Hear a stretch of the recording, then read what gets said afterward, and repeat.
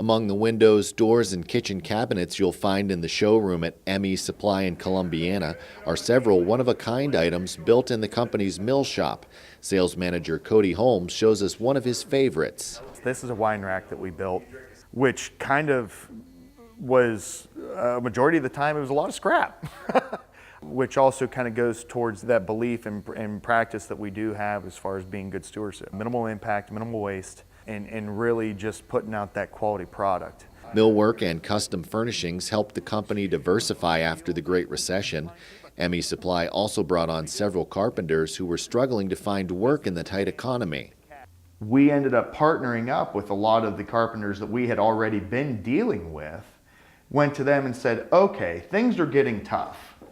In an effort to better serve you, but also supplement our business, we want to start framing, and we would like to work with you.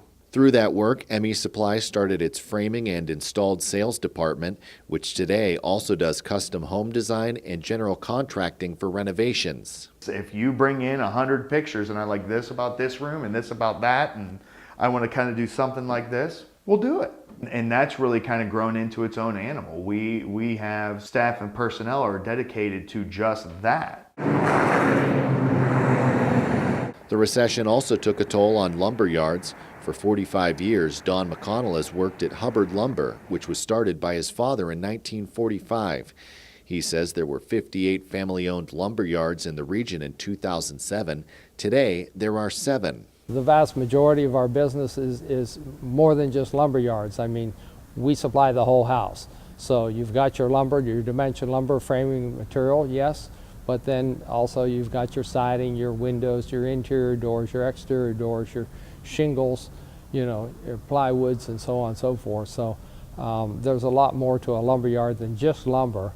When most of his suppliers closed, McConnell was forced to truck in lumber from the West Coast and add new materials.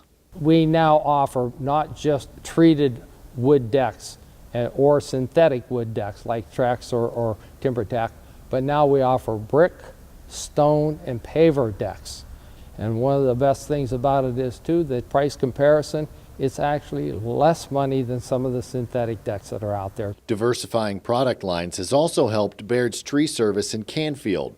These slabs of wood may look a little rough around the edges, but to Matt Baird, they're exactly what he needs to make a table like the one seen here. Every piece that we use is used from a job or from a supplier that we use in Middlefield that has slabs available for us. Matt Baird is the owner of Baird's Tree Service. The company provides tree removal, but has recently begun branching out.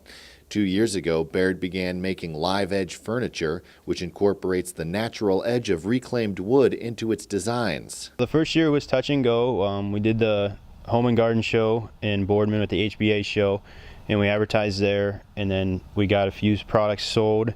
And then the second year, it's been probably double, I would say, just by the advertising we did the first year, and then we did the HBA home show again this year. Baird says he's been stockpiling ash wood because it's decreasing in availability. The reason for that decrease is the emerald ash borer, an insect that feeds on ash species.